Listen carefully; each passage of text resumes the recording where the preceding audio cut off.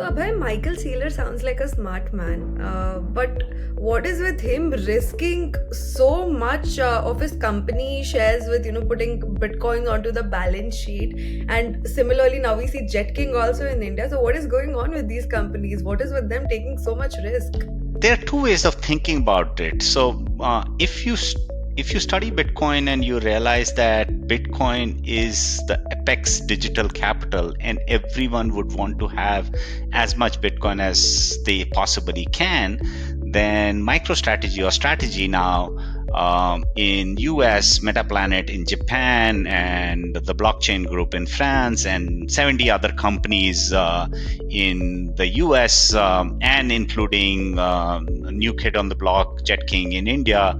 All of us, or all of these companies, are trying to start with the hypothesis that Bitcoin is the apex digital capital, and all monetary premium or monetary properties, which because Bitcoin has, more and more monetary premium will seep into Bitcoin, which means everything else will lose value and Bitcoin will continue to gain value.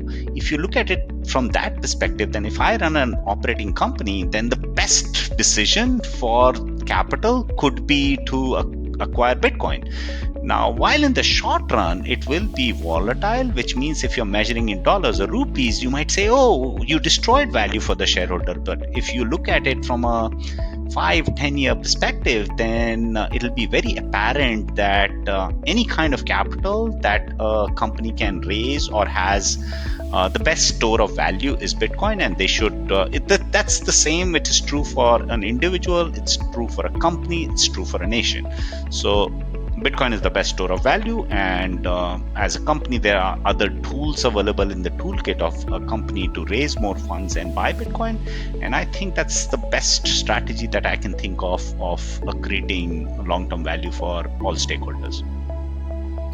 Well, looking at the US government, I think it's now more of de-risking than risking. Yeah, the U.S. government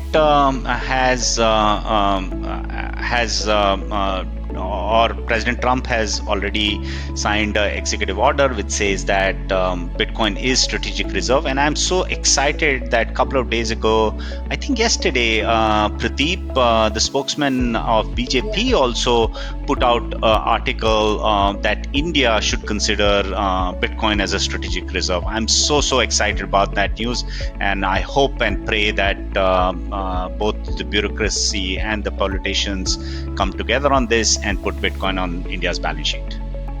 Yeah, me too. Looking forward to it, and I hope more and more, individuals in politics right now in India understanding the impact of Bitcoin and what it can do to the nations and states and to the economy of a particular country.